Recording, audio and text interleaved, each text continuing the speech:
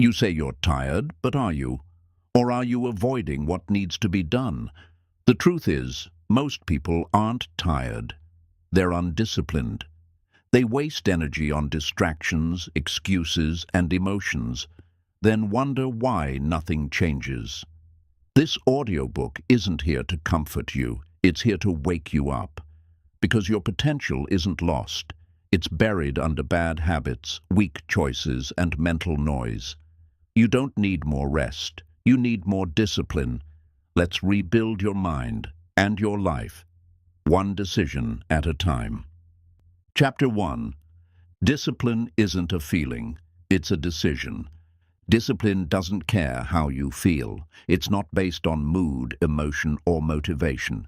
Discipline is a choice you make when every part of you wants to quit. It's the decision to show up when it's hard, to keep going when it's boring, and to finish when it hurts. You don't need to feel ready. You need to commit. The people who win in life aren't the ones who always feel inspired. They're the ones who act despite their feelings. Discipline is what bridges the gap between dreams and results. It shows up when motivation runs out, and it stays when comfort begs you to stop. It's not glamorous, but it's powerful. You've been trained to wait for the right time, but there is no right time. There's only now, and what you choose to do with it. Every excuse you make is just a delay dressed in logic. You don't need better timing. You need stronger decisions. One choice can change your entire direction. Waiting to feel like it is how you stay stuck. If you only move when it's easy, you'll never grow. Discipline teaches you to move through resistance, not wait for it to disappear. It teaches you that the action comes before the emotion, and that success belongs to those who act, not those who feel. You won't always feel like waking up early. You won't always feel like working out, studying, creating, or grinding.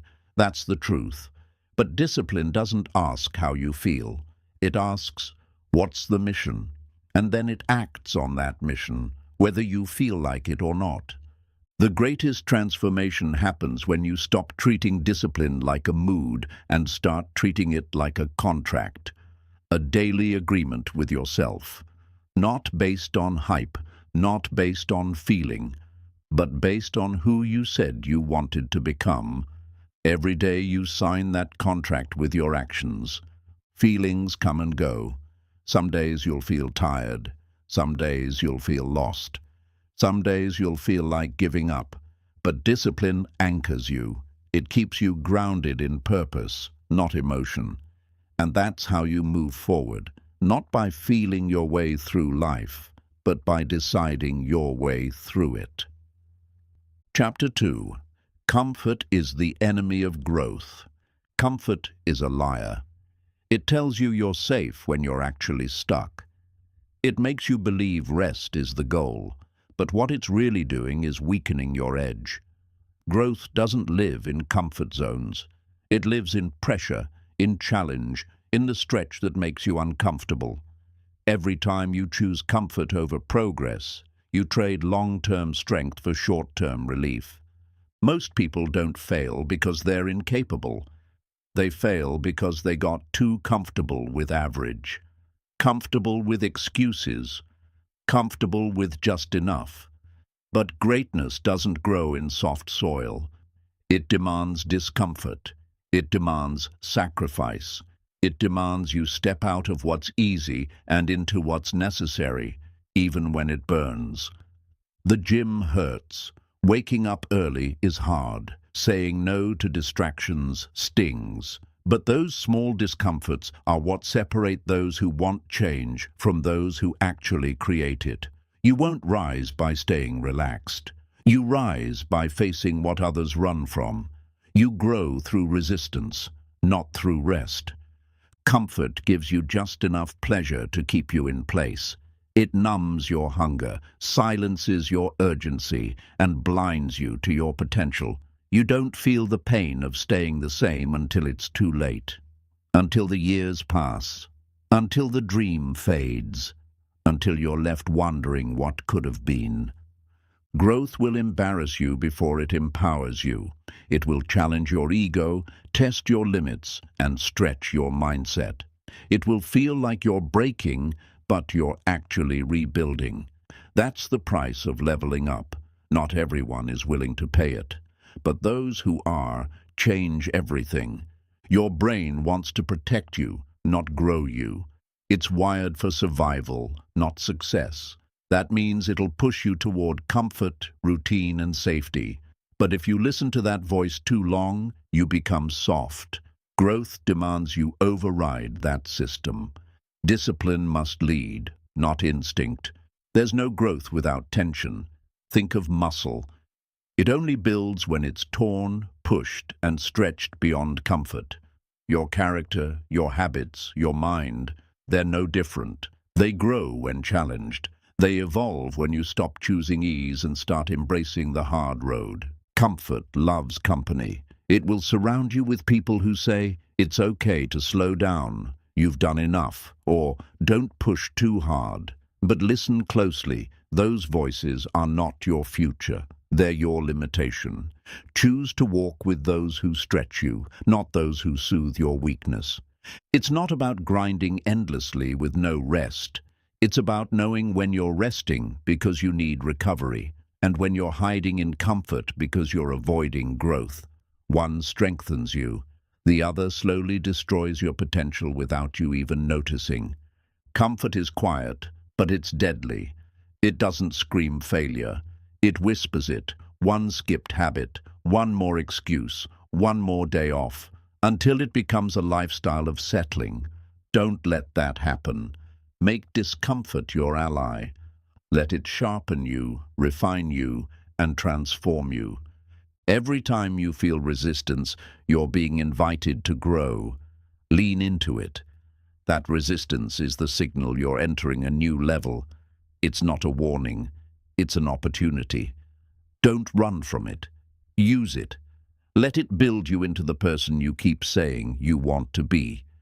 You won't grow by staying where it's easy. The life you want is waiting on the other side of uncomfortable choices. Choices that test you, break you, but ultimately make you. Don't worship comfort. Outgrow it, and you'll discover just how powerful you really are. Chapter 3. Excuses are just delayed regrets. Excuses are clever lies we tell ourselves to avoid discomfort. They sound logical, they sound reasonable, but at their core, they're just fear wrapped in language. Every time you say, "I'll start tomorrow," or "I don't have time," what you're really saying is, "I'm choosing to stay the same," and one day those excuses will come back, not as protection, but as regret. Regret never shows up right away. It waits, it's patient. It lets you believe your excuse. It lets you relax while others work. And then, years later, it knocks. It whispers, "You could have been more. You should have tried harder." Excuses make you feel safe now, but they always collect interest later. The most dangerous thing about excuses is that they sound smart. "I need more time. I'm too tired. It's not the right season."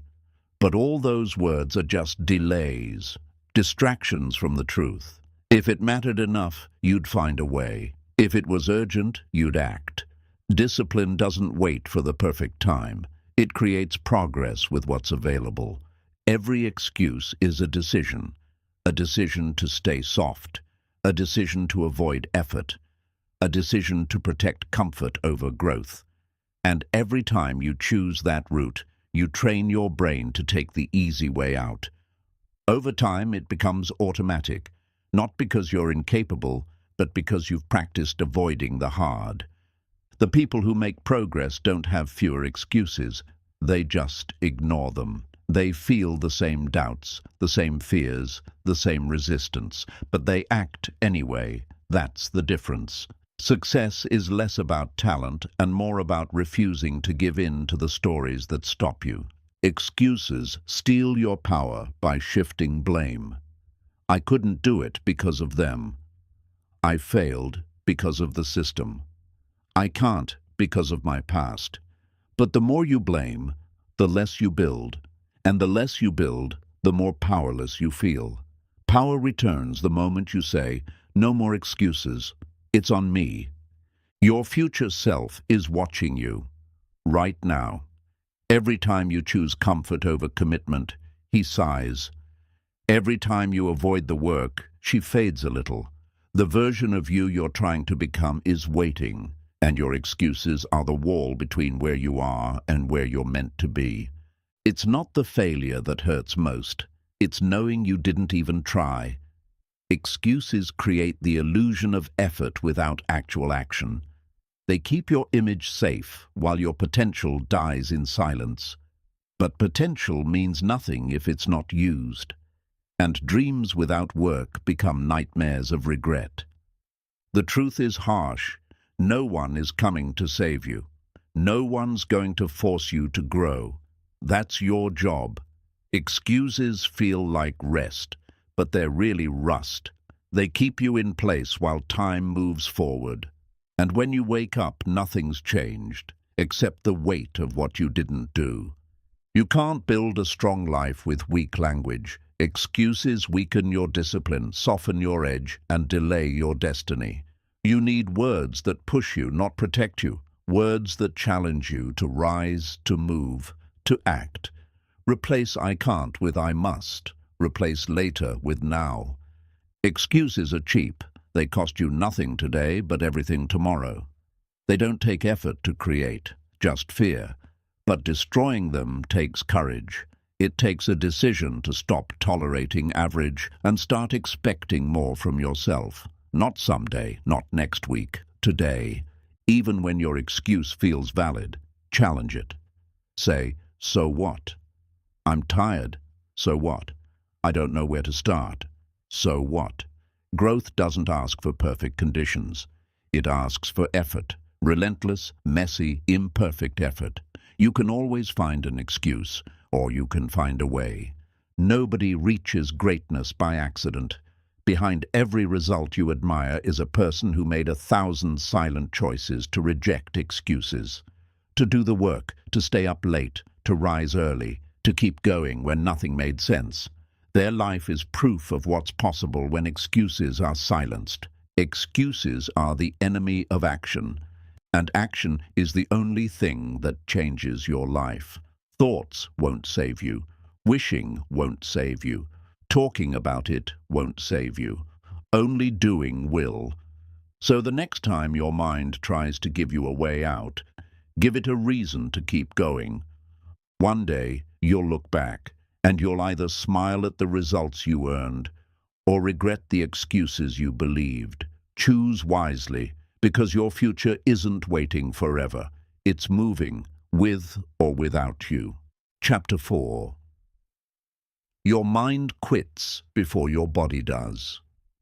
Your body is built to endure, but your mind is quick to escape. The moment things get hard, your thoughts start whispering lies.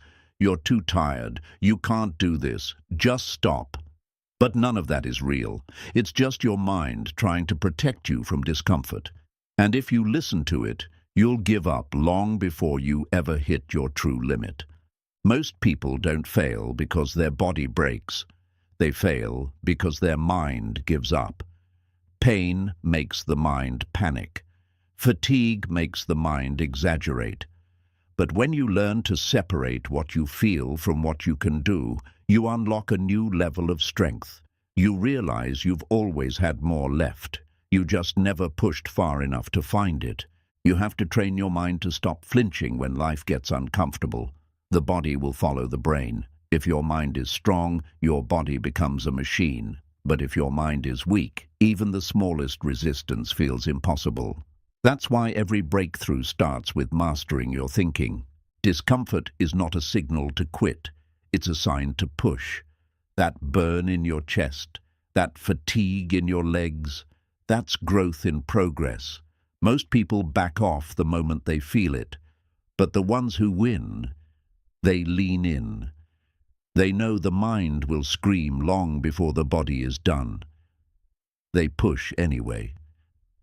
Mental strength isn't about pretending you don't feel pain. It's about feeling it and still choosing to continue. It's the ability to tell your mind, I hear you, but I'm not listening. That voice of doubt, that fear of breaking, it doesn't control you unless you let it. You're the one in charge. When things get hard, your mind tries to protect you by making the challenge feel bigger than it really is. That's your survival instinct. But greatness doesn't come from surviving. It comes from enduring. From pushing past the point where most people stop and proving you can still move forward. Endurance is a skill. It's trained through reps of not quitting. Every time you finish a rep when your mind says stop, you gain control. Every time you ignore the urge to quit, you strengthen the part of you that thrives under pressure, and over time that strength becomes automatic. The real war is mental. Before you ever feel physical pain, your thoughts try to negotiate your way out. You've done enough. You don't need to keep going. But the truth is, that's the exact moment you need to double down, because everything worth having lives on the other side of that resistance. There's more inside you, more strength, more grit, more potential, but you'll never find it if you stop at, I'm tired. You have to keep moving when your legs shake. You have to push when your mind says it's pointless. That's how greatness is built, not by talent, but by grit. Your mind loves comfort, but your destiny demands challenge. If you let your thoughts guide you, you'll coast through life, never really testing your limits. But if you learn to control that inner dialogue, you'll unlock endurance you never imagined possible. You'll become unshakable. The pain you feel is not permanent. It's temporary discomfort designed to test your will. But most people never last long enough to see what's possible beyond it. They give in too soon. They confuse challenge with failure. But if you hold on just a little longer, you'll break through. Remember this, your body can go further, your lungs can breathe deeper, your muscles can endure longer. It's your mind that needs convincing. And once you prove to your brain that quitting isn't an option, everything changes. You stop making excuses. You start making history. The difference between average and elite is not physical, it's mental. Elite people keep moving through the storm. Average people stop at the first drop of rain. The storm is coming either way. Train your mind to walk through it, because that's where your power is built. When it gets hard, don't check your energy, check your focus. Your mind will say you're done when you still have miles left. Trust your training, trust your grind, and above all, trust that you were built for this. Weakness is temporary. Regret lasts forever. You have two choices. Listen to the voice that says, quit, or become the voice that says, keep going. Your body is still ready. The only thing stopping you is the story your mind keeps repeating. Change the story, and you'll change your life. Chapter 5. Motivation fades, systems win. Motivation feels good. It gets you excited. It makes you want to start, but it doesn't last. It comes in waves. Here today, gone tomorrow. And if your entire plan depends on being motivated, you'll quit the moment it disappears. That's why systems are stronger. Systems don't ask how you feel. They just tell you what to do. The truth is, you're not always going to wake up inspired. Some days you'll be tired, distracted, even discouraged. That's when a system saves you. Because a system says, this is what we do at this time, no matter what. It removes choice, removes doubt, and creates consistency, even when motivation disappears. People who rely on motivation stay stuck in cycles, start strong, fade fast. Big goals, no follow-through. But people who build systems, they grow steadily. They compound progress. They win because their habits carry them when emotions can't. It's not flashy, but it's effective. Your success is not built in moments of hype. It's built in quiet routines, in the structure you create for yourself. Systems don't just organize your time, they protect your potential. They keep your focus where it matters and block out the noise. That's how real results are made. Motivation screams, systems whisper, and that whisper becomes your rhythm. Wake up, do the reps, eat clean, study, create. It becomes second nature. That's how you turn progress into lifestyle, by repeating structure long enough that it becomes your identity.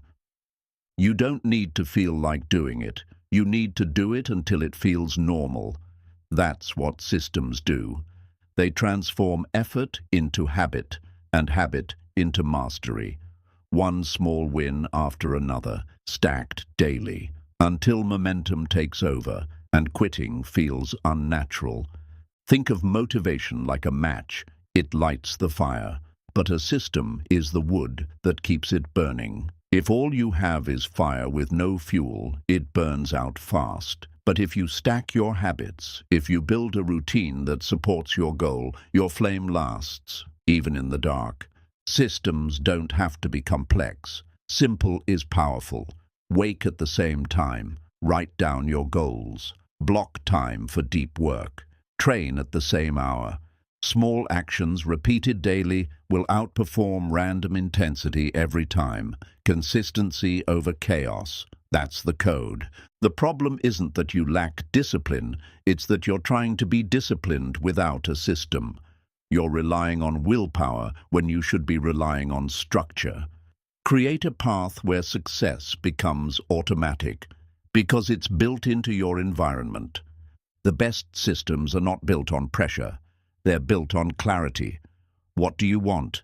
What actions create that result? Now break that down into steps, into time slots, into daily non-negotiables. That's your formula. Follow it. Adjust only when needed, but stick to it. When you don't have a system, every day feels random. You waste time deciding what to do. You burn energy thinking instead of acting. But with a system, you already know. The plan is in place. You just execute. And that execution builds confidence over time. A system makes success boring, and that's a good thing. If you're constantly chasing excitement, you'll miss the value of routine. Boring isn't bad. Boring is reliable. Boring gets things done. And over time, boring turns into breakthrough. Motivation relies on mood. Systems rely on commitment. Which one do you think lasts longer? Which one do you want building your life? You don't need hype. You need habits. You don't need energy. You need execution. That's the truth most people avoid. Stop chasing spark. Build the structure. Motivation says, I feel like it today. Systems say, it's just what I do. The second voice wins in the long run. It doesn't shout, it just delivers. And that's what separates the dreamers from the doers. When you're tired, your system is your safety net. When you're overwhelmed, your system gives direction. It's your anchor in chaos. It keeps you aligned when your feelings try to pull you in every direction. You don't follow emotion. You follow the process. People who win consistently don't work harder. They work smarter. They build routines that support their goals. They automate their greatness, not by luck, but by design. Their life is engineered for success, and yours can be too, if you build the system. A strong system keeps your goals alive, even when your motivation dies. It's the difference between short-term hype and long-term results. When others quit because they don't feel it, you keep going because your routine makes quitting harder than continuing. Your system should make failure difficult. It should surround you with reminders, triggers, and time blocks that make discipline feel automatic. If your system makes success easier to do and harder to avoid, that's when you know it's working. Consistency beats intensity. A single intense session does nothing without follow-up. But daily effort, even small, builds power over time. Think long game. Think structure. Think discipline through systems, not through emotional bursts. Most people overestimate motivation and underestimate systems. They want to feel ready. But readiness is overrated. Systems don't wait. They move, they push, they produce. And that production builds confidence, momentum, and mastery. You want progress? Then stop asking if you're motivated. Ask if you've built the structure that demands action. Build that. And you'll move forward even on the hard days, especially on the hard days. Your life is a reflection of your systems. If you want to change your life, change your structure. Don't wait for motivation. Build the machine. Let it run. Chapter 6. Stop negotiating with your weak voice. There's a voice inside you that wants you to stay comfortable. It whispers doubts, excuses, and delays. It tells you to hit snooze, to skip the workout, to do it later. That voice is not your truth. It's your weakness. And the more you negotiate with it, the more power you give it. You don't need to reason with weakness. You need to override it. Every time you pause to debate with that inner voice, you lose ground. You invite hesitation where there should be action. Discipline doesn't argue with laziness. It acts quickly, decisively, without negotiation. Your weak voice doesn't care about your goals. It only cares about relief. It wants the path of least resistance, the easy road, the short-term escape. But that road leads nowhere. If you listen, it will trap you in a life that looks safe but feels empty. You're not lazy. You're just too polite with your weakness. You treat it like it deserves a vote. It doesn't. It's the same voice that's talked you out of progress before. It's cost you time, confidence, and opportunities. How much more will you give it? Every time you let that voice speak, you delay your transformation. You water down your fire. You put effort on hold. But that voice doesn't have to run the show. You can take control. You can silence it. Not with words, but with action. The moment you hear, "Just skip today," is the moment to go harder. That's the test. That's the fork in the road where winners separate from the rest. It's not about feeling strong. It's about refusing to entertain weakness. That's power. Weakness loves negotiation. It thrives in indecision. It grows stronger when you say maybe instead of now. The cure? Make decisions before the emotion hits. Lock in your plan, then follow it like it's law. No more mental debate. You don't rise by being reasonable with your lesser self. You rise by becoming non-negotiable. You rise by telling that inner voice, "I'm not listening today."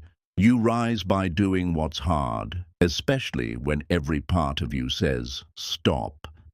Your weak voice speaks in comfort, but your strong voice speaks in commitment. Learn to recognize the difference. One keeps you average, the other pulls you forward. The key is to listen to the voice aligned with your future, not your feelings. That weak voice will sound convincing. It'll say, "You've earned a break. One day won't hurt. You'll catch up tomorrow." But you know better. You've heard that story before, and every time you've listened, it cost you momentum. Winning isn't about feeling great every day. It's about showing up when it's hard, when you're tired, when you don't want to. And the only way to do that is to stop giving the weak voice airtime. Don't engage. Just execute. Your life will change the moment you stop negotiating. The moment you decide that discipline wins, that your habits aren't optional, that your goals are not up for debate. That's the switch. That's the standard. Set it. Live it.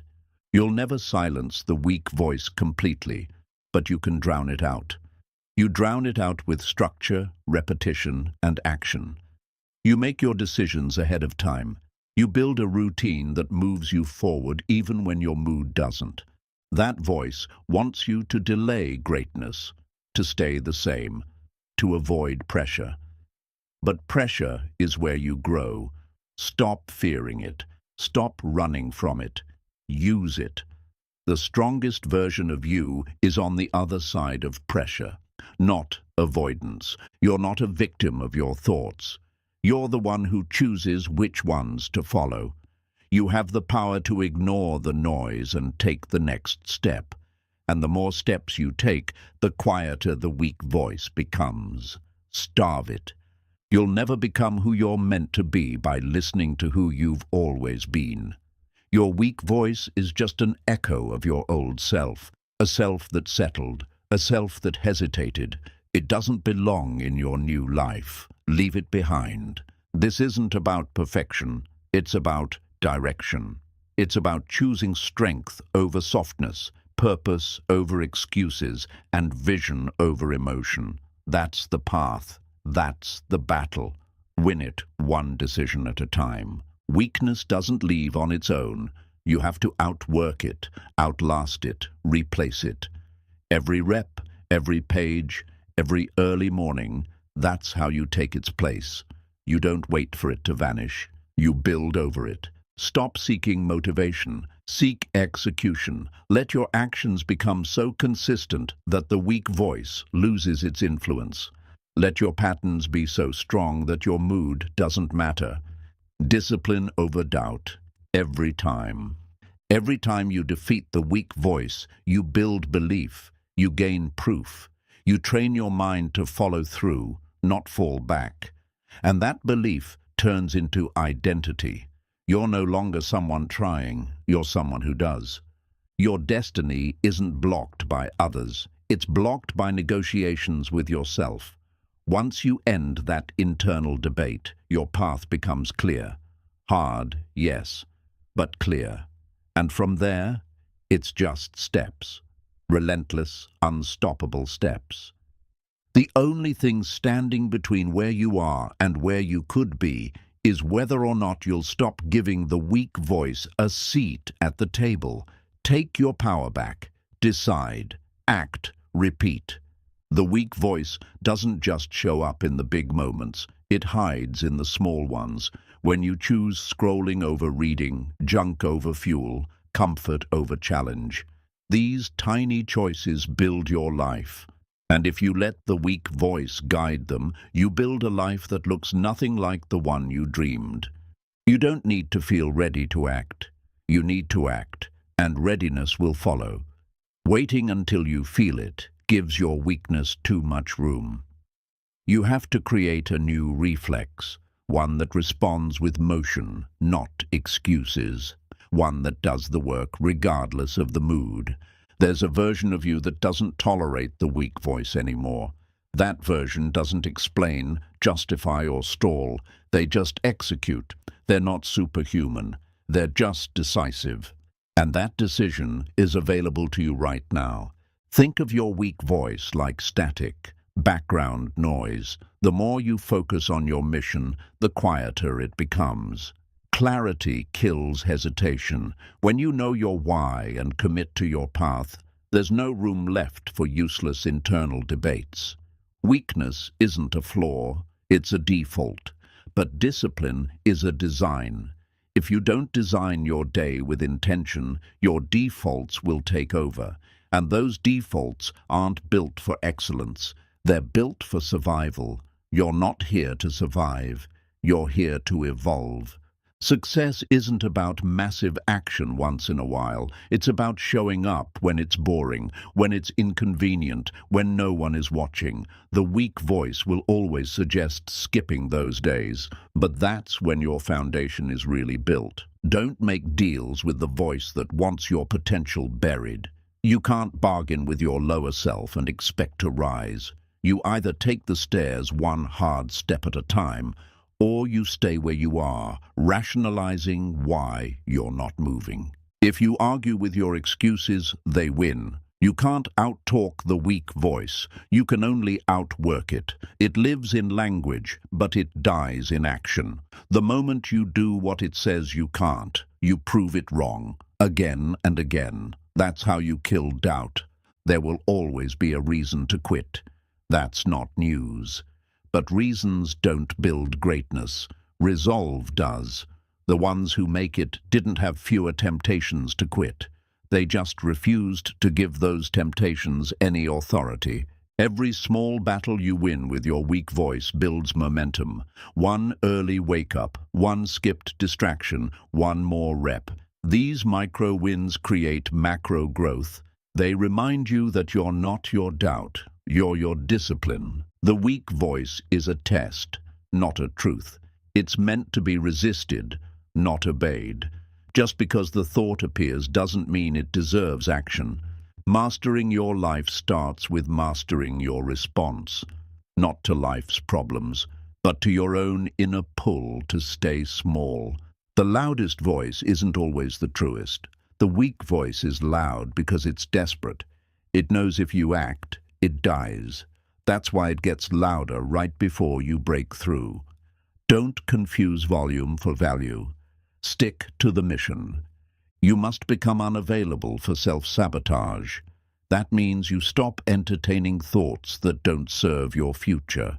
That means when the weak voice shows up, you don't engage, you override it. With your calendar, your habits, your values, not feelings. The more time you give the weak voice, the less room you leave for growth. It's a thief that steals focus and feeds indecision. Don't let it sit in your mind rent-free. Evict it with purposeful action, and keep it out with structure. You've already heard all its arguments, the same old lies dressed in new logic. You know how it ends: delay, guilt, regret. But now you also know the way out. It's not deep, it's not magic, it's simple. Stop listening, start acting. You can't hate your weakness away. You outgrow it by choosing strength, again and again, quietly, relentlessly, until the weak voice becomes just a whisper you barely remember, a shadow behind the solid wall of your new identity. Silencing the weak voice doesn't mean you don't feel fear. It means you don't let it decide. It means courage leads, not comfort. That your standards are stronger than your slips, and that your mission matters more than your mood.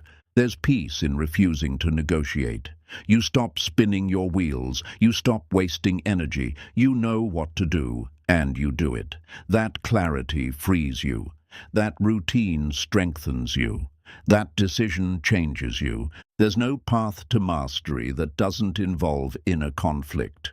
But the winners don't give the weak voice equal airtime. They starve it. They bury it under discipline. And when they feel it rising, they rise louder. This chapter in your life demands a stronger version of you. One that can say no, not just to others, but to yourself. To the weaker parts, to the tempting shortcuts, to the old identity. You must outdecide your doubt. Remember, the weak voice is not who you are. It's who you used to be. Every time you act against it, you're becoming something stronger, something sharper, something more aligned with your real power. And in the end, it's not about eliminating the weak voice. It's about never letting it lead. You've heard it enough. Now it's time to speak back, with action. Chapter 7. Build habits, not hype. Success doesn't come from occasional inspiration. It comes from daily discipline. Hype is loud, fast, and short-lived. Habits are quiet, consistent, and powerful. If you want to change your life, stop chasing hype. Start building habits, brick by brick, day by day. Hype gets you excited. Habits get you results. Anyone can get fired up for a day or two. That's easy. But what separates the strong from the inconsistent is repetition. Show up on the days when no one claps. Show up when no one's watching. That's how greatness is built. Real growth isn't dramatic. It's steady. It's doing the small things right, over and over, until excellence becomes your baseline. That's what habits do. They take the guesswork out. They replace decision-making with automatic execution. You don't need more intensity, you need more consistency. Hype says, go all in today. Habits say, show up every day. The first burns out, the second compounds. One gives you a rush, the other gives you a legacy. The people who win aren't the most motivated, they're the most structured. Their habits protect them from their feelings. When they're tired, they execute. When they're stressed, they still follow the plan, because they've built systems stronger than their moods. Every habit you build is a vote for the future you want. It's proof that you're serious. You can say you want change, but your habits tell the truth. If they don't match your vision, you're dreaming, not building. Start small. You don't need to change your whole life overnight. Just one action repeated with discipline, one win each morning, one promise kept to yourself. Over time, that becomes identity. And identity drives behavior more powerfully than hype ever will. Hype wants fast progress. Habits want permanent change. Don't let impatience sabotage your growth. Trust the process. Water the seed daily. You won't see the roots forming, but they are. And one day, the results will be undeniable. When you build strong habits, you don't need to rely on willpower. Willpower fades. Habits automate. You conserve energy because your actions become who you are, not what you force. That's freedom. That's focus. That's strength. Habits don't care if it's raining, if you slept poorly, if you're in the mood. They keep moving. That's what makes them unstoppable.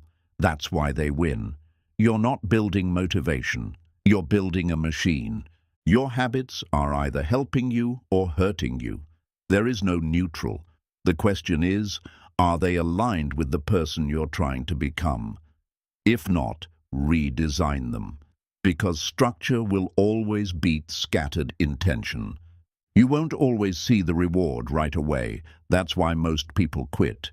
But if you can learn to love the routine, the repetition, the quiet wins, you'll outlast everyone.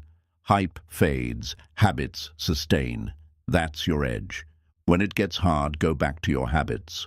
When you feel lost, go back to your habits. They are your anchor, your rhythm, your foundation. In a noisy world full of chaos, your habits create order, and order brings progress. Stop making everything an event. Make it a habit.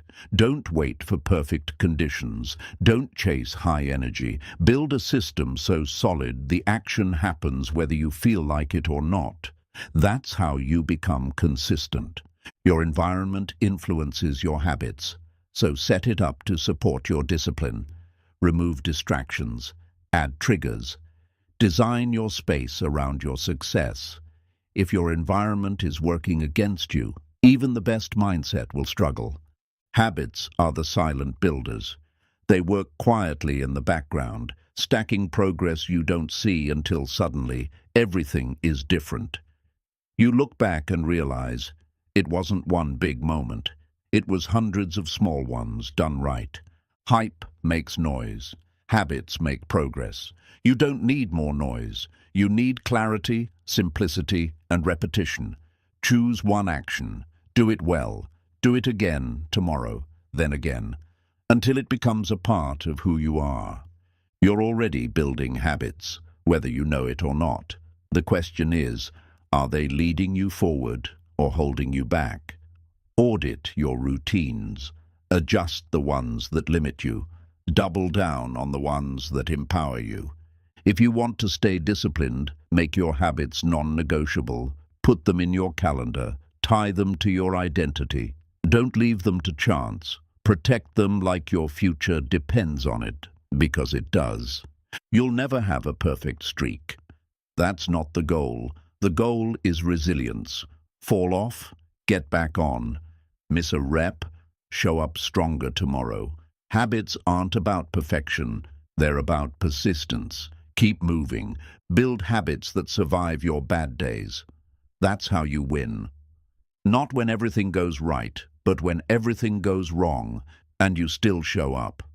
That's real power. That's discipline in motion.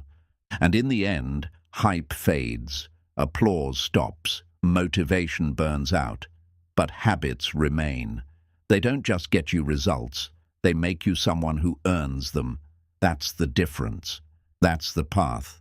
Build habits, not hype. You'll know your habits are strong when they become your default response. Not something you have to think about, something you just do. That's the goal. Make discipline automatic. Make excellence your routine. No more negotiations with procrastination. When people ask how you stay so consistent, they won't see the years it took to build it. They won't understand the mornings you showed up tired, the nights you kept going when you were drained. But that's what built the foundation. That's what made it unshakable. The best habits are boring. That's the truth no one likes to admit. But boredom is not your enemy. Inconsistency is. If you can stay committed through the dull days, you've already beaten most of the world. Boring creates brilliance when done right. You don't need to post every win. You don't need to broadcast your routine. Let your results speak for themselves. Quiet effort, done daily, builds a life louder than any words ever could. Hype fades, execution echoes. Habits build trust, not just with others, but with yourself. Every time you keep a promise to yourself, you prove that you are who you say you are. That confidence compounds, that self-respect strengthens. That's how you create unshakable belief. There's no timeline for transformation. Some habits pay off quickly, others take months or years. But the delay doesn't mean failure. It means you're building something deep, something lasting. Stay patient, stay locked in. The more you repeat something, the more natural it becomes. That's how the brain works. It rewards familiarity. Use that to your advantage. Train it to see discipline as default. Train it to crave consistency. That's how you reshape your wiring. If you're tired of starting over, stop quitting. Stay in the game long enough to see what happens when you don't give up. The results won't always be instant, but they'll be worth it. Build habits that remove quitting as an option. You're not trying to feel better. You're trying to get better. There's a difference. Hype focuses on the feeling. Habits focus on the future. Discipline doesn't ask how you feel. It asks what you want most. Answer that with action. Even when motivation is high, stick to your system. Don't let emotional highs convince you to break your structure. Overdoing it today and burning out tomorrow is not the goal. Steady wins. Slow and locked-in beats wild and random every time. Habits are the roots of success, and roots grow underground. You won't always see what's happening, but keep watering, keep showing up. Eventually, the growth breaks through, undeniable and unstoppable. You'll have days when everything in you wants to stop. That's the test. That's the moment that builds you. Push through it. Let the habit carry you. You don't need a perfect day. You just need to stay in motion. A strong habit doesn't rely on perfect circumstances. It adapts. It adjusts. If you miss your usual time, find another. If the environment shifts, shift with it. The habit isn't in the time, it's in the act. Do it anyway. What you repeat, you become. That's not just a saying, it's science. Your brain creates pathways based on repetition. Make sure the path you're walking leads somewhere worth going. Habits carve your future into your mind. If you're building for the long term, don't judge progress in days. Judge it in decades. Your habits are an investment, not a quick fix. Keep making the deposit. The compound return will come. You don't have to fix your whole life in one go. Just fix the next hour. Make the next meal clean. Get to the gym today. Finish the task in front of you. That's how momentum starts, with micro-commitments honored. Every person you admire built their success on daily habits, not just talent, not just luck, but a structure so reliable that success became inevitable. Do what they did, build the process, then live inside it. Discipline is a muscle. The more you train it, the stronger it gets, and your habits are the workout. Every repetition counts. Every day you show up, you reinforce your power. Keep training, keep stacking, cut the distractions that break your flow. You can't build habits if you're always starting over. Create a world that supports your growth. Say no to what weakens your structure. Say yes to the life you're building. When it's hard, simplify. Go back to the basics. Focus on what you control: time, effort, attitude. Let your habits become your compass when everything else is chaotic. They will guide you back to clarity. The hype might get attention, but your habits earn respect. Not from the crowd, from yourself. You'll walk differently when you know your life is built on discipline. You'll talk differently, think differently. That's the power of habits. And when the world forgets the hype, when the spotlight fades, your habits will still be there, still moving you forward, still holding the line. That's what lasts. That's what wins. Build habits, not hype. Chapter 8. Master the boring work. Everyone wants the results, but few are willing to embrace the process. And the truth is, success is built in the boring. The early mornings, the quiet nights, the repetition that feels invisible. If you want to rise, you have to fall in love with the work no one claps for. The boring work isn't glamorous, but it's necessary. It doesn't go viral. It doesn't trend, but it compounds in silence. It's the daily grind that turns average into elite. While others chase quick wins, you build real strength in the shadows. It's easy to show up when it's exciting. It's harder when it's routine, but that's where the transformation happens. When you don't feel the fire and still show up, that's where your character is carved. That's how you earn the life most never will. The boring work is where discipline grows. It's where you train your mind to obey, not debate. Every time you repeat the fundamentals, you tighten your focus and sharpen your edge. You don't need new, you need consistent. Success is repetition with refinement. Doing the same thing, but doing it better. Small adjustments. Tiny improvements. Day after day. It's not about reinventing yourself every week. It's about staying loyal to the process. Most people quit not because they're weak, but because they're bored. They confuse boredom with failure. But boredom is just the absence of novelty. Stay through it. Break through it. The rewards live on the other side. The masters you admire, they mastered the basics, the boring drills, the daily reps, the dull work done with precision. That's what gave them greatness. They didn't rise from excitement.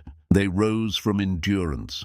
The boring work teaches patience. It teaches humility. You learn to stop looking for instant results and start trusting the long game. You stop needing applause and start focusing on progress. Quiet wins build loud futures. Don't chase intensity, chase consistency. Going hard once won't change your life. Going steady every day will. The boring work is your leverage. Stack enough of it, and the breakthrough becomes unavoidable. It's not about motivation, it's about rhythm. Set your system, stick to your reps, and stop needing everything to be new. Simplicity scales.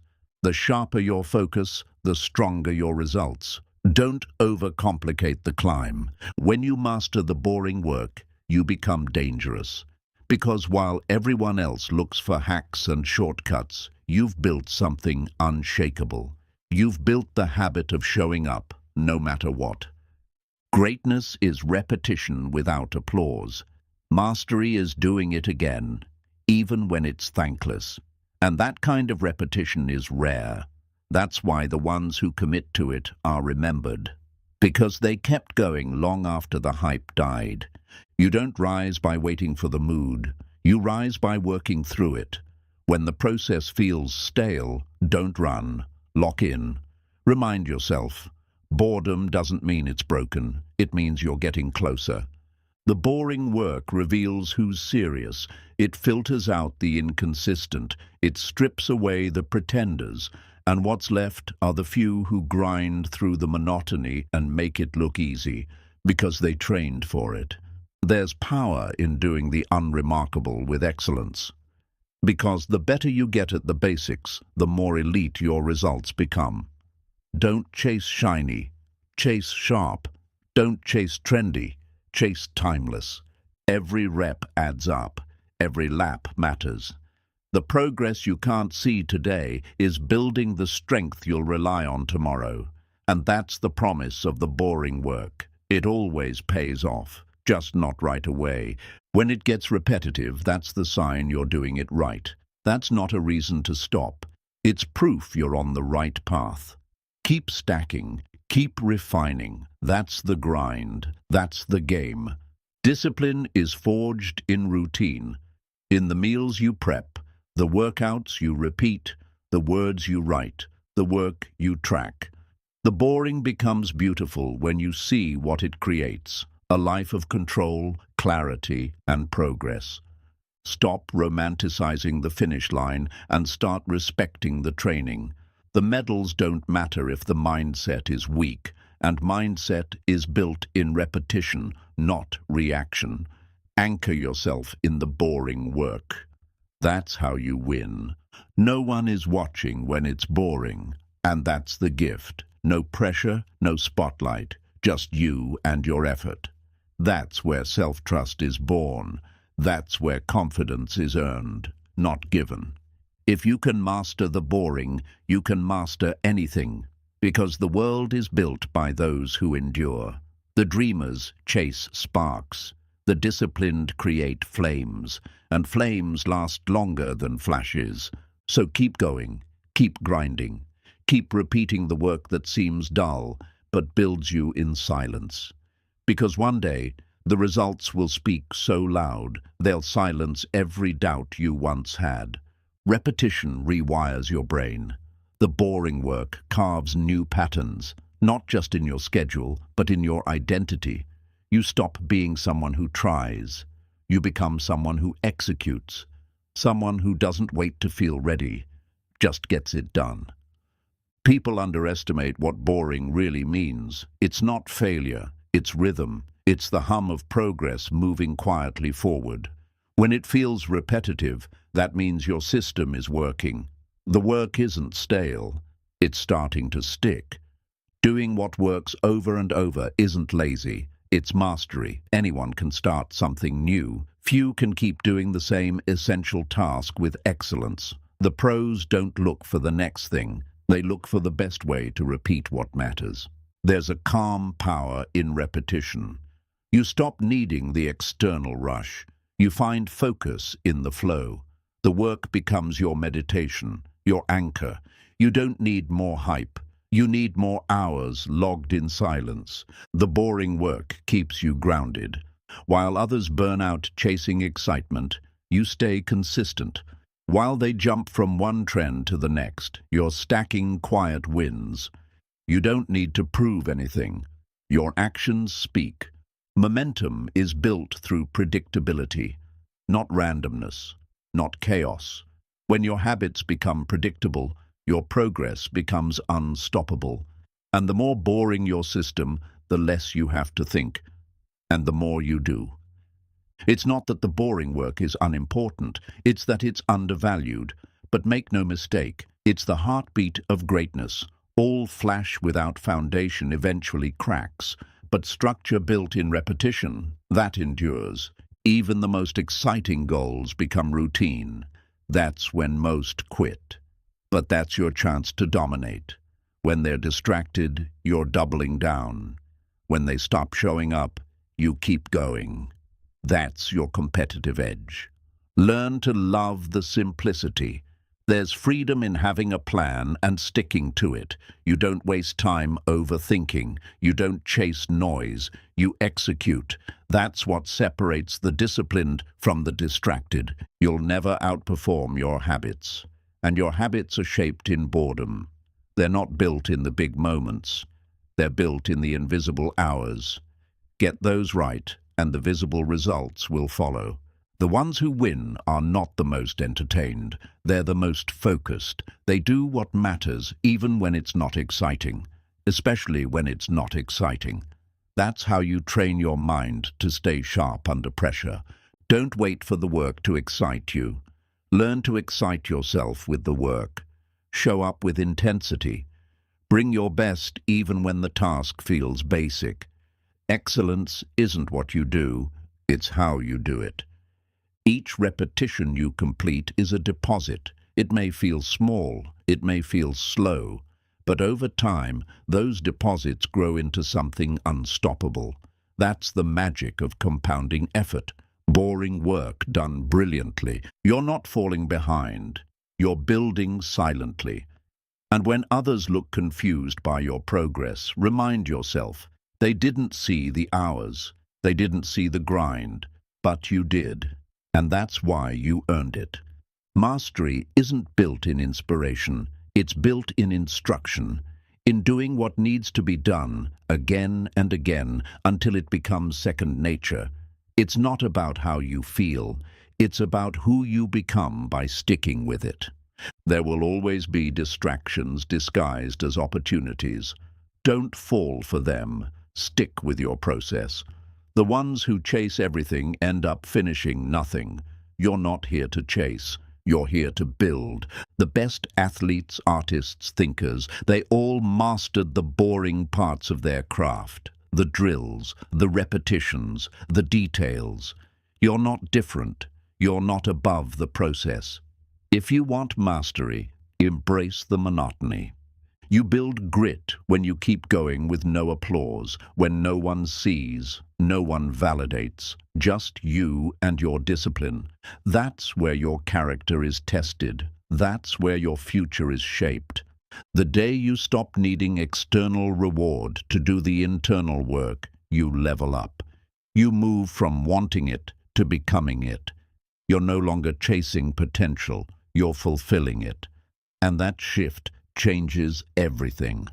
Make the boring work sacred. Treat it like the ritual it is. Every rep, every session, every step, done with intention. That's what turns routine into greatness. That's what separates the legends from the loud. When you finally get the results you want, it won't be a mystery. You'll know exactly how you got there. Through the boring, disciplined, relentless work no one else was willing to do. And you'll smile, because you earned it. So next time the work feels repetitive, predictable, or uninspiring, remember this. The boring work isn't beneath you, it's building you. Master it, and there's nothing you can't achieve. Chapter 9. You don't need more time, you need more focus. Time isn't the problem, focus is. Everyone has 24 hours. What separates the disciplined from the distracted is attention. When your mind is scattered, even a full day feels short. But when you're locked in, 1 hour can change everything. Most people waste hours trying to do everything, but the real winners do less, with more intensity. They don't try to multitask their way to success. They isolate the target, eliminate the noise, and aim with precision. Your productivity isn't about how long you work. It's about how deep you work. Surface work drains you. Focused work multiplies results. 1 hour of pure attention beats 10 hours of half-distracted effort every time.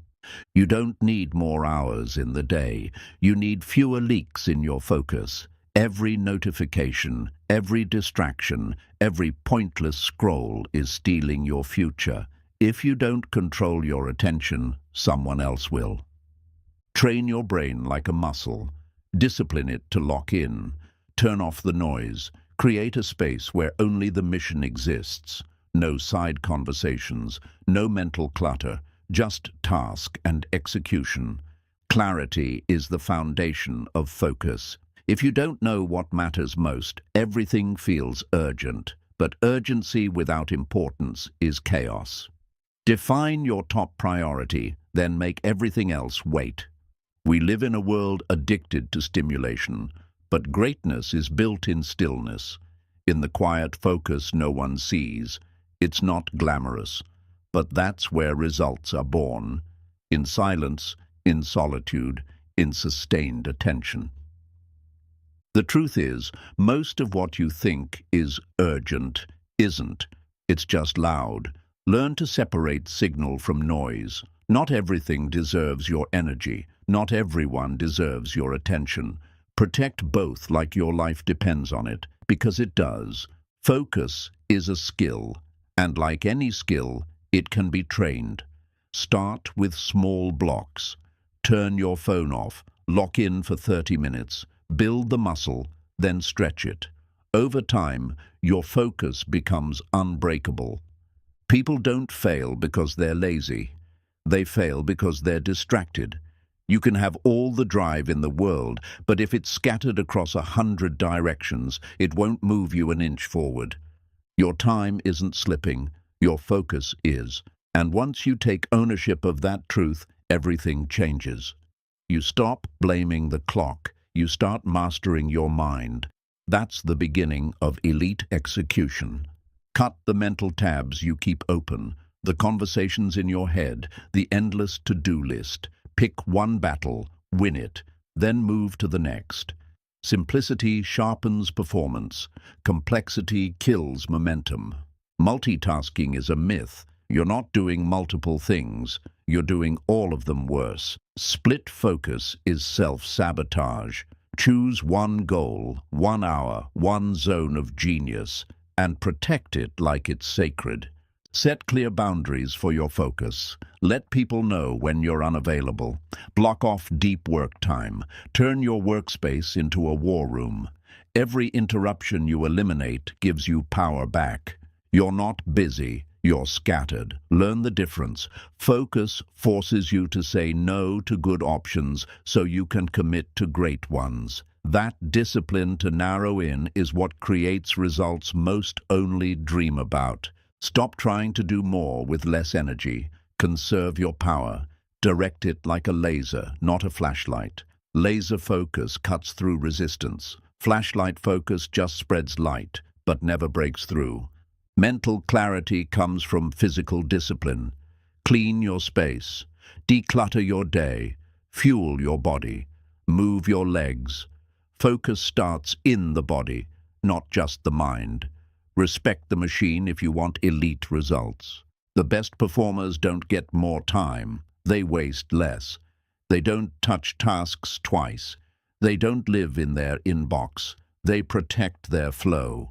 And when they're in it, nothing pulls them out. Your dream doesn't need more hours. It needs more intentionality. Be deliberate with what you allow into your day. Say no more often. Cut quicker. What you keep around you affects what you produce. If your schedule is filled with distractions, it's not a time problem. It's a priority problem. Audit your day. Where does your energy actually go? Until you know that, you're playing blind. Get addicted to progress, not busyness. Focus gives you progress. Distraction just keeps you busy. But being busy feels productive. That's the trap. Escape the trap. Do what actually moves the needle. Your future is shaped by the quality of your focus, not the quantity of your hours. Lock in. Cut the noise, and watch what happens when your entire mind is aimed at one mission. The more focused you become, the more dangerous you are. Distractions lose their grip. Opinions lose their weight. You stop reacting to everything and start responding with precision. Focus gives you control over your mind, your time, your results. Time management is really attention management. You can schedule every hour of your day, but if your mind is fractured, your output stays weak. You need to manage the quality of your concentration. not just the clock. Most people overestimate what they can do in a day and underestimate what they can do in an hour of deep work. If you want to win, shrink the task, shut the door, and give it your undivided energy. 1 hour, all in. True focus creates momentum. One focused task completed leads to another. Momentum builds discipline, and discipline becomes identity. That's how you evolve, by compounding focused action. Energy leaks through indecision. Every time you hesitate, every time you switch tasks, you lose steam. The cure is clarity. Know your top task, lock into it, and don't come up for air until it's done. Your life is a reflection of what you repeatedly give your attention to. If your focus is on problems, you feel stuck. If your focus is on growth, you evolve. Choose where your mind lives, because that's where your life follows. You don't have to fix everything. Just focus on the next right thing. Win the next moment, the next representative, the next hour. When you zoom in on what's in front of you, the big picture starts solving itself. Clarity kills procrastination. When you're vague about what to do, your brain stalls. But when you have a specific, focused task, resistance shrinks. Action becomes easier. Progress becomes possible. In a distracted world, focus is a superpower. Most people can't sit still for 5 minutes without grabbing their phone. But if you can stay with your thoughts, your plan, your purpose, you're already ahead of 90%. The ones who stay locked in don't just achieve more, they become more. They transform. Because the act of sustained focus rewires their brain. It trains patience, control, and internal power. That changes everything. Build rituals that protect your focus. A specific place, a certain playlist, a morning routine. These anchors tell your brain it's time to work. Over time, they become powerful triggers for deep, focused execution. Every yes is a no to something else. If you say yes to every meeting, message, and minor task, you're saying no to your best work. Get ruthless. Say yes only to what moves your mission forward. The most successful people don't have less chaos. They have stronger filters. They know what matters, and they guard it. They don't chase everything. They move with intention, protecting their energy like gold. Don't just remove distractions. Replace them with anchors. Replace scrolling with reading. Replace background noise with silence. Replace reacting with creating. That's how you reclaim your mind. When you're focused, you don't just work better, you feel better. There's clarity, progress, control, and that mental state feeds confidence.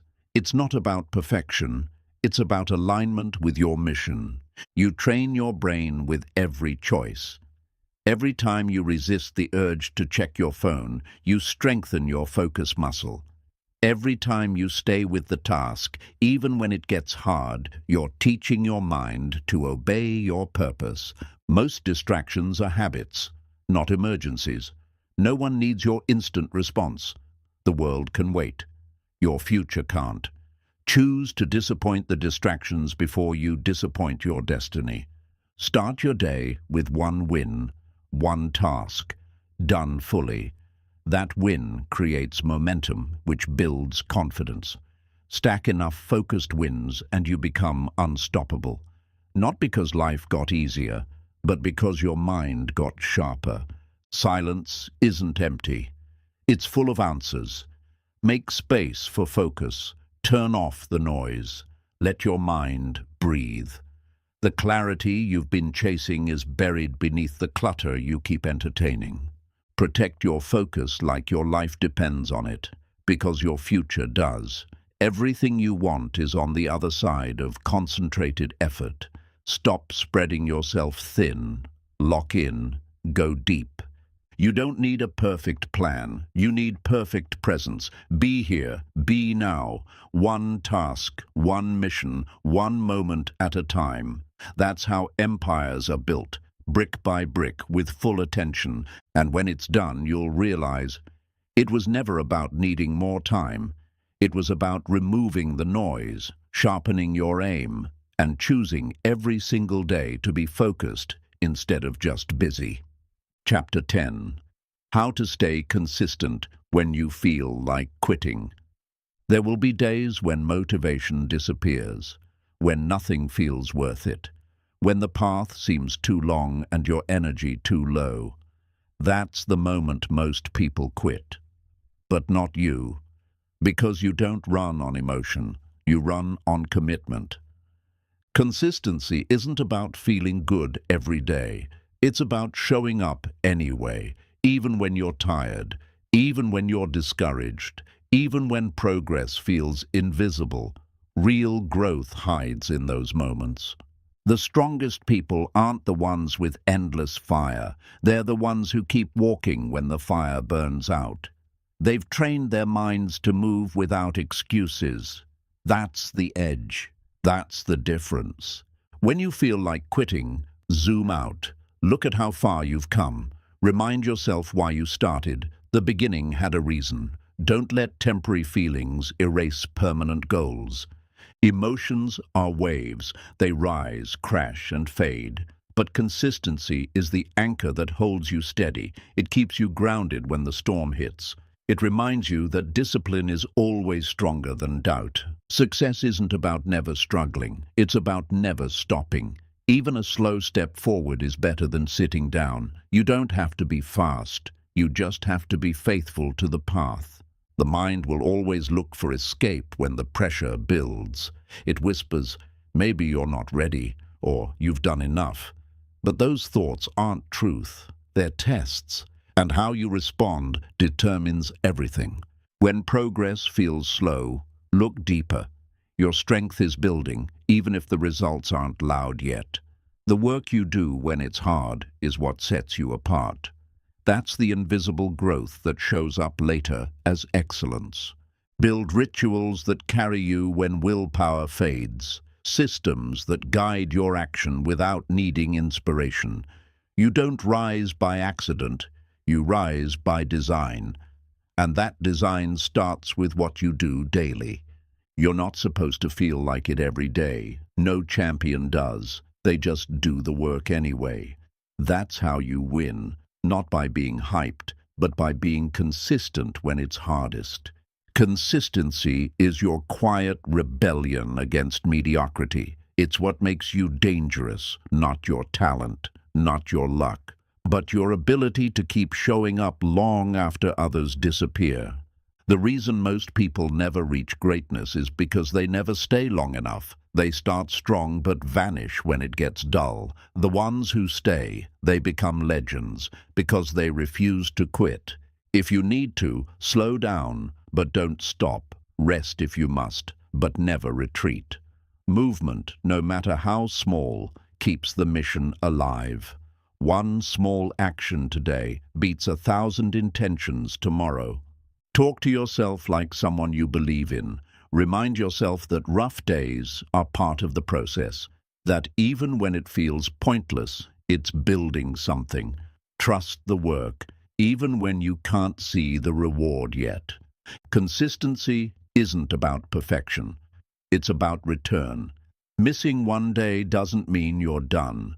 What matters is how quickly you get back on track. The bounce back is what separates winners from wanderers. Create a version of yourself that doesn't wait for motivation, someone who doesn't need the perfect mood to act. Make discipline your identity, so when the fire fades, your habits keep you moving. Quitting is tempting when you forget your vision. That's why you must keep it in front of you. Write it, speak it, visualize it.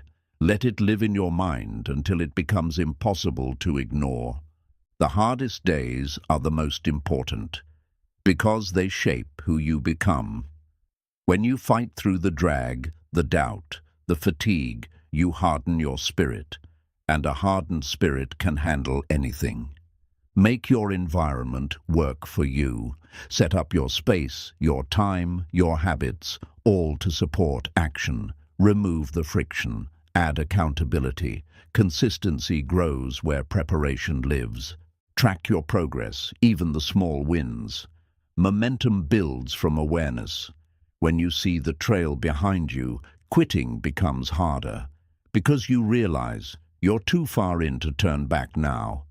You'll thank yourself later for not giving up now, for staying in the fight, for choosing consistency over comfort. Every drop of effort matters, especially when it's hardest to give. And remember, quitting won't give you peace. It just delays regret. Stay in motion. Stay aligned. Stay consistent. Your breakthrough might be one more boring, hard, ordinary day away. You don't always need a reason to keep going. Sometimes the reason comes after you keep going. Consistency gives birth to clarity. Keep moving, and eventually the path makes sense. Your future self is watching. Every time you push through the urge to quit, you're creating a version of you that can handle more. Every day you endure, you stretch your limits further than before. On the surface, consistency looks boring, but inside, it's transformation. Every rep, every sentence, every early morning and late night is you becoming someone powerful, quietly, without applause. There's a difference between tired and done. You're tired because you've worked, but you're not done. The finish line doesn't come to you. You fight your way to it. And that fight is fueled by consistency. Quitters restart endlessly. Winners stay consistent. The restart always costs more energy, more frustration, more lost time. But staying consistent, even through low motivation, keeps the momentum alive. Build your consistency around values, not moods. Moods shift. Values stay. If you value growth, then you show up for it, even when your emotions beg for a break. That's how the great ones operate. When it's hard to keep going, remind yourself, this is what growth feels like. Discomfort, doubt, resistance. They're signs you're in the process of leveling up. Don't step back, step through. Your brain will give you 100 reasons to stop, but it only takes one reason to keep going. That reason can be your future, your family, your potential, or simply the promise you made to yourself. Discipline isn't built on perfect days. It's forged in the friction of the hard ones. When it would be easier to skip the workout, ignore the plan, or stay in bed, but you don't. That's where you separate. What looks like slow progress is still progress. Consistency compounds quietly. Most people quit because they don't feel the result fast enough. But greatness has a delay. Stay long enough to receive it. Stop chasing intensity. Start chasing identity. Intensity is for short bursts. Identity is who you become through repetition. Consistency isn't just what you do, it's who you are. And that identity never quits. Think about what quitting has cost you before. The regrets, the restarts, the lost confidence. You've seen what quitting does. So try something different this time. Stay. Even if it's slow, just stay. When you're tempted to stop, shrink your world. Forget the week, the month, the year. Just win the next 10 minutes. That's it. And when that's done, win 10 more. Stack time, not pressure. You don't have to prove anything to anyone, but you owe it to yourself to follow through, to finish what you started, not for applause, but for integrity, for pride, for peace. Your habits are watching you. Every time you break a promise to yourself, it gets easier to break the next. But every time you follow through, you build trust with yourself, and self-trust is power. Comfort will always tempt you when consistency feels heavy, but comfort never leads to greatness. It just delays discomfort to a later, more painful time. Don't buy temporary relief with permanent regret. Silence the voices that say, "It's okay to quit." They don't live with your dreams. They won't carry your regrets. You're the one that has to live with the outcome. So make it a life you're proud of. There's always resistance right before a breakthrough. That heaviness you feel? It's not a sign to stop. It's proof you're getting closer. Most quit at the edge. Hold the line. Your moment is near. Create a scoreboard for your consistency. Track the days you show up. Watch the chain grow and protect it like a sacred string of effort. Let it remind you, you've come too far to break it now. When it hurts, breathe. When you're tired, slow down, but never stop. You're training more than your body or your craft. You're training your will, and a strong will can carry you through anything. Consistency isn't a sprint. It's a contract, a decision you renew daily. Some days with fire, some days with fatigue, but you still show up. That quiet renewal, that's what makes you unstoppable. And one day, when the success shows up, when the dream becomes reality, you'll know exactly why. It wasn't luck. It wasn't hype. It was because you stayed consistent, especially when it was hardest. Chapter 11. Destroy laziness with daily non-negotiables. Laziness isn't just a lack of energy, it's a lack of structure. It thrives in spaces where there are no rules, no urgency, no clear expectations. To kill laziness, you need non-negotiables, daily actions that happen whether you feel like it or not. Non-negotiables are discipline in motion. They remove the option to slack off. They create mental anchors that say, this gets done, every day, no matter what. When you build your life around those anchors, laziness can't survive. Every successful person has them. Morning routines, workout schedules, writing sessions, study hours. The details differ, but the principle is the same. Success is not a decision you make once. It's a standard you uphold daily. You don't wake up motivated. You wake up with a choice. Follow your feelings or follow your habits. Non-negotiables take the guesswork out. They say, this is who I am, and this is what I do. Start simple. Pick 2 or 3 things that align with your goals, things that, if done every day, would compound over time. Then make them law, not preference, not suggestion. Law. Laziness loses power when you commit to even one task without excuses. You train your brain to obey, not negotiate. And that habit of obedience, repeated daily, rewires your identity. A non-negotiable is your personal contract with greatness. It says, I'm not here to coast, I'm here to build. And every time you act on it, you cast a vote for the person you want to become. Your emotions don't set the schedule. Your mission does. If you let your feelings run your day, you'll stay inconsistent. But if your habits run your day, you'll build unstoppable momentum. Don't overcomplicate it. Non-negotiables can be as small as 10 push-ups, 15 minutes of reading, a cold shower, a journal entry. Tiny daily proof that laziness isn't in charge, you are. Every day you execute, you add weight to your inner strength. The more you follow through, the less your excuses control you. Discipline becomes familiar, routine becomes automatic, power becomes normal. The key is consistency. Missing one day weakens the chain. 2 days, and the mind starts slipping. 3 days, and laziness is back in control. Non-negotiables are your daily resistance to that slide. When you keep your word to yourself, you build self-respect. That confidence is earned, not spoken.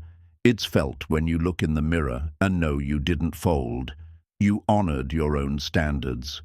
Laziness is seductive because it promises rest, but that rest is fake. It comes with guilt, shame, and regret. Non-negotiables protect you from that trap. They give you real rest, earned, not stolen.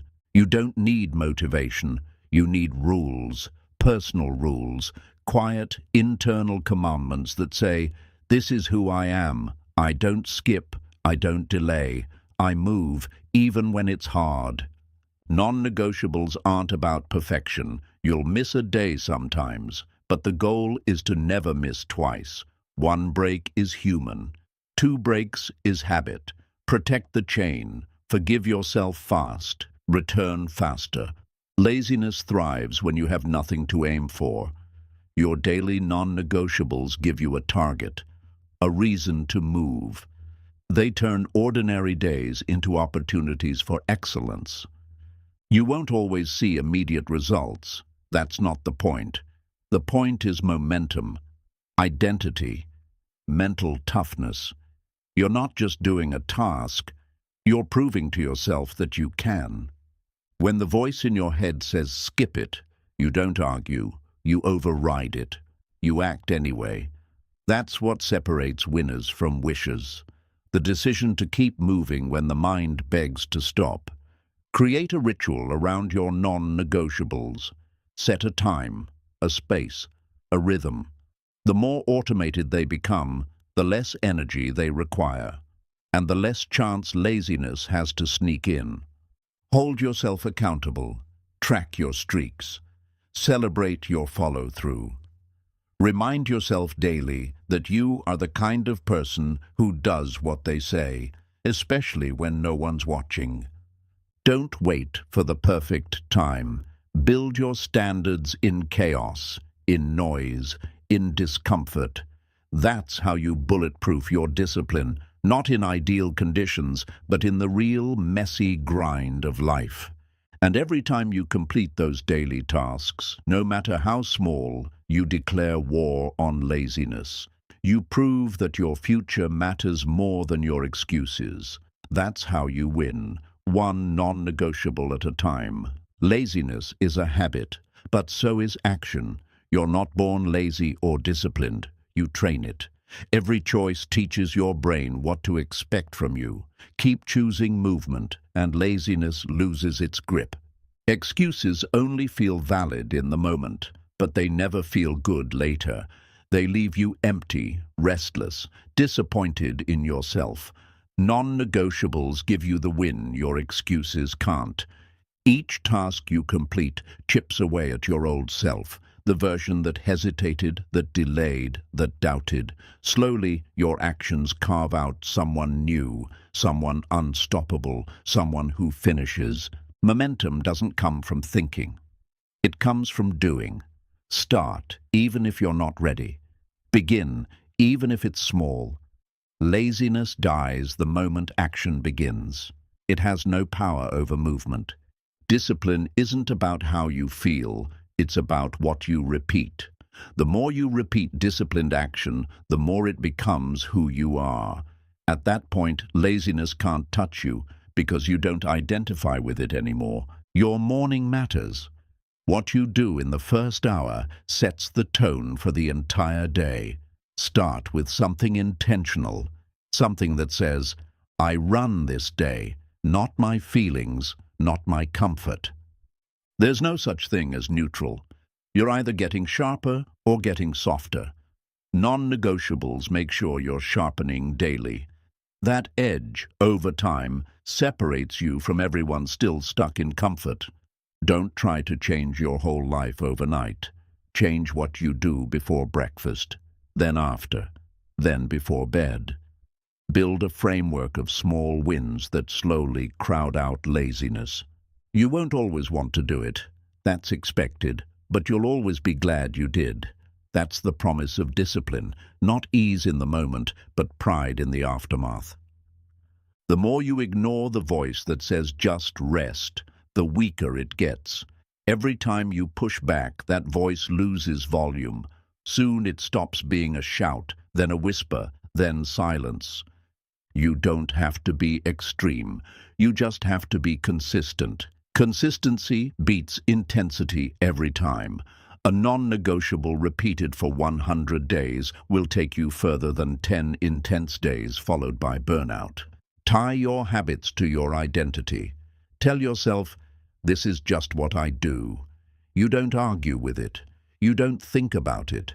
You execute because you've made it part of who you are. Keep a scorecard, not for the world, for you. Check the box, track the streak, watch the chain grow. That visual momentum builds belief, and belief keeps you moving. If you fall off, don't collapse. Reset, recenter, recommit. One day missed doesn't erase your progress, but quitting does. Get up quicker than you fell. That bounce back is everything. Your environment affects your discipline. Clean your space, clear your phone, cut your distractions, make laziness uncomfortable. Create surroundings that reward action, not apathy. Tell people your standards. Speak your non-negotiables out loud. It adds pressure, and pressure creates performance. Let your words trap you in your own growth. That's accountability. Visualize the version of you who never quits, who wakes up, locks in, and executes without delay. Then act like them. Pretend if you must. But show up until it becomes your reality. Time is passing whether you move or not. The question isn't if you'll change, it's how. You can either drift into regret or build into pride. Your daily habits decide. The world rewards execution, not intention. Everyone plans. Few follow through.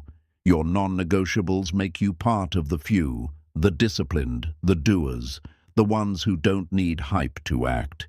Build an army of daily wins. Each one stacks on the last. Soon, they form a wall laziness can't climb.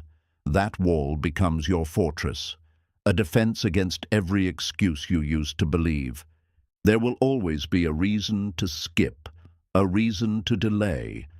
But your future needs you now, not when life gets easier, not when you feel ready. Now your non-negotiables are your way through. You don't have to destroy laziness in one day. You just have to outwork it today, then tomorrow, then again. Keep swinging, keep showing up, and eventually, laziness won't even recognize you anymore. Chapter 12.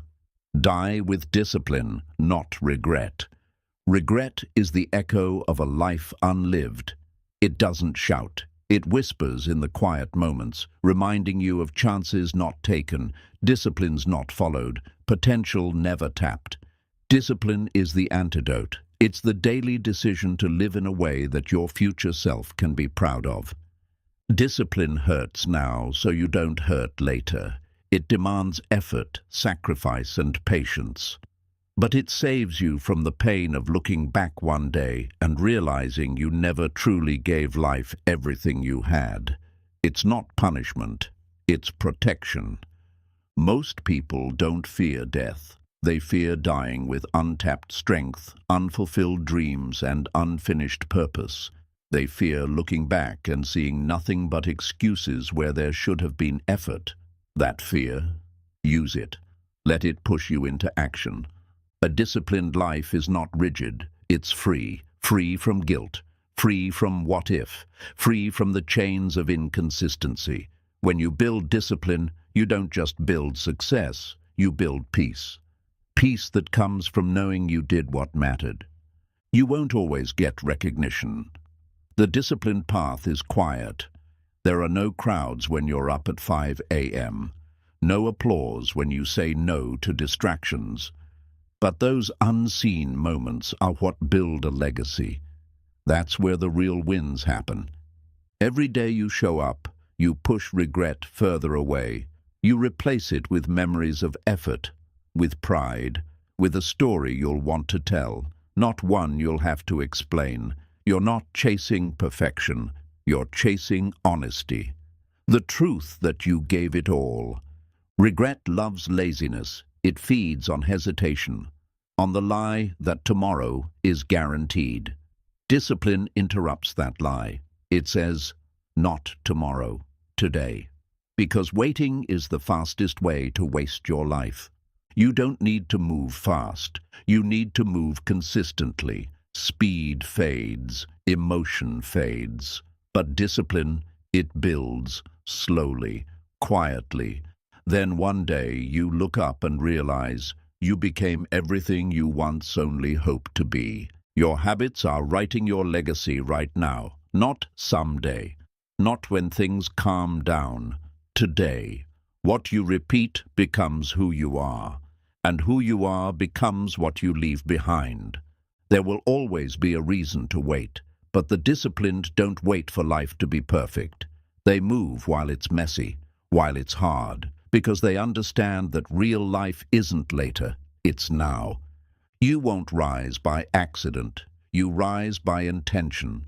Every choice to show up, to try again, to hold the line, it builds a life of meaning, a life that won't apologize on its last day, a life that finishes empty because it gave everything.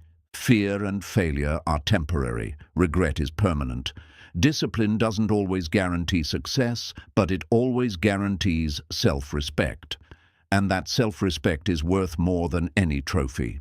The truth is, you already know what to do. You just haven't done it enough. Discipline is about removing the debate, removing the delay.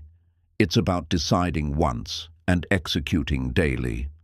Your mind will beg for ease, your body will plead for comfort, but your spirit, your highest self, wants discipline. It wants to grow, to rise, to leave nothing behind. That voice is your truth. Follow it. There is no honor in wasted talent, no legacy in what could have been. Discipline turns potential into impact. It takes the dream and makes it real. And it makes sure you don't carry regret to the grave. You're not here to coast. You're here to conquer.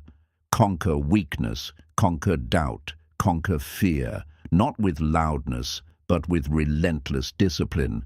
That quiet force that says, I will not waste this life. You don't need a dramatic breakthrough. You need a consistent standard, a line you draw and refuse to cross. That's discipline. It doesn't need to shout. It just needs to show up. Every single day. There's no peace in a soft life. There's only delay. Delay of greatness, delay of joy, delay of becoming. But there is deep peace in a disciplined life. The peace of knowing you did what needed to be done. One day the mirror will show your final version. Will you see someone who drifted or someone who fought for every inch? Discipline decides, not intention, not dreams. Discipline. Regret is the bill you pay for choosing comfort too many times. It collects quietly, then all at once. Discipline, on the other hand, is payment up front, but it gives you everything in return: strength, purpose, and a clean conscience. You were not born to repeat tired cycles. You were born to break them, to rise above them, to become someone future generations will thank, because you chose discipline over distraction. So live loud, not in noise, but in effort, in structure, in consistency. Let your daily habits scream what your words never need to say. Die with discipline, and you'll never die with regret. The world doesn't reward your potential. It rewards your proof. Proof that you kept showing up. Proof that you kept building when no one believed. Discipline turns invisible potential into undeniable results. Some people live their whole lives chasing shortcuts, but shortcuts come with hidden costs, mainly your character. Discipline might take longer, but it builds something shortcuts never will: strength that lasts. There's a quiet dignity in doing the work when no one's watching. It means you're not performing, you're becoming. Every private victory becomes the foundation of your public success. Regret doesn't come from failing. It comes from never trying hard enough to fail. Discipline guarantees that if you fall forward, with pride, with intention, with purpose. Every time you push through the urge to stop, you add another layer to your future self. You're not just building habits, you're building armor. Armor that protects your peace, your progress, your legacy. People around you will question your discipline. They'll call it too much. But one day, they'll look at your results and call it genius. That's how discipline works. First questioned, then copied. You'll never regret waking up early. You'll never regret showing up. You'll never regret doing the work, but you will regret the days you let slip through your fingers because of comfort. You don't need to feel like it. You need to honor your word. Your consistency is your reputation. Every time you follow through, you're telling the world who you really are. Laziness pretends to be kindness, to your body, to your mind. But real kindness is discipline. Discipline builds the strength you need to face life without fear or apology. Greatness isn't given, it's earned. It's earned in the early mornings, in the hard choices, in the quiet sacrifices. It's earned when you keep your promises, especially the ones you made to yourself. You can't change the past, but discipline can redeem it. Every disciplined action is a way of saying, that old version of me is gone. This time, I finish what I start. If you want peace, don't chase comfort. Chase completion. Comfort leaves you restless. Completion gives you rest. Deep rest. The kind only earned through discipline. Most people are tired, not from doing too much, but from doing too little that actually matters. Discipline brings clarity. It says, this is the work. Everything else can wait. Don't chase balance. Chase alignment. Align your actions with your values. Let discipline become the glue that holds your life together when emotions want to rip it apart. Regret builds in silence. It creeps in when you know you could have done more, could have been more. Discipline is the only shield strong enough to silence that voice before it begins. Make discipline your lifestyle, not your emergency plan. Don't turn to it only when things fall apart. Build with it now, so you never have to rebuild from regret later. The people who live with no regrets aren't the ones who had it easy. They're the ones who made hard decisions daily, who chose progress over pride, effort over ego, work over wishes. It's not about being the best. It's about being consistent. The world is full of talented people with no discipline. But discipline beats talent when talent doesn't show up. You were built for more than survival. You were built for mastery, for impact, for legacy. And legacy is written in the ink of your habits, the ones you repeat when no one's cheering. Every day is a fresh vote. A vote for your future or your failure. Discipline is how you keep voting for your highest self, over and over, until the results are undeniable. Let your life be a message that says, I didn't wait, I didn't wish, I worked. Let that message echo louder than any words ever could. That's the power of discipline.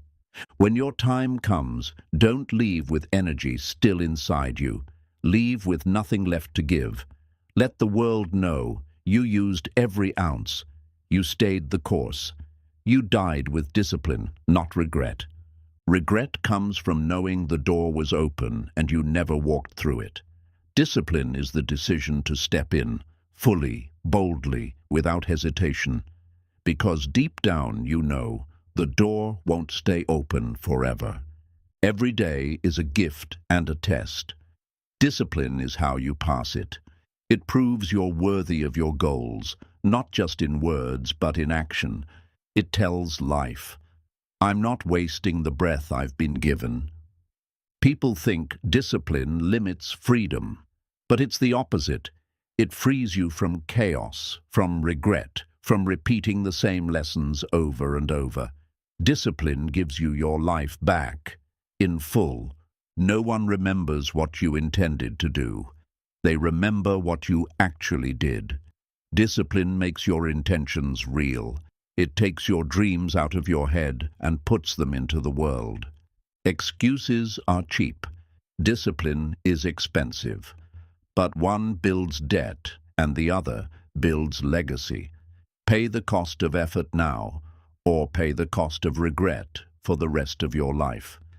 You can either feel the pain of pushing forward or the pain of standing still. One hurts in the moment, the other hurts forever. Choose your pain wisely, because one will shape you and the other will haunt you.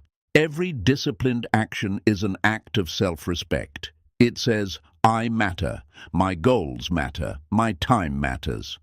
That kind of respect can't be given by others. It must be built from within. Don't wait for a wake-up call. Be your own wake-up call. Don't wait for life to humble you. Humble yourself through discipline. That's how you stay ahead, by choosing growth before life forces it. You weren't born to drift. You were born to direct. And discipline is your steering wheel. It keeps you on course when distractions try to pull you off your path. Stop negotiating with weakness. It's had enough of your time. You've already seen where comfort leads, to regret, to disappointment, to empty potential. Discipline leads somewhere better. No one owes you your dream. No one's going to hand it to you. But discipline, that's how you earn it. That's how you make sure the dream doesn't die inside you. The people you admire, the authors, the athletes, the legends, they weren't born special. They just kept showing up, kept doing the boring work, kept choosing discipline when others quit. What you do when no one's watching matters more than what you do when they are. That's your real character. That's what builds a life worth remembering. That's what silences regret. Discipline makes your future self stronger, wiser, prouder. Laziness just makes your future self bitter, tired, ashamed. You choose who you become, one decision, one day, one habit at a time. When the fire inside you fades, discipline becomes your fuel. It keeps you moving through the dark seasons until your spark returns, stronger than ever. That's how you endure.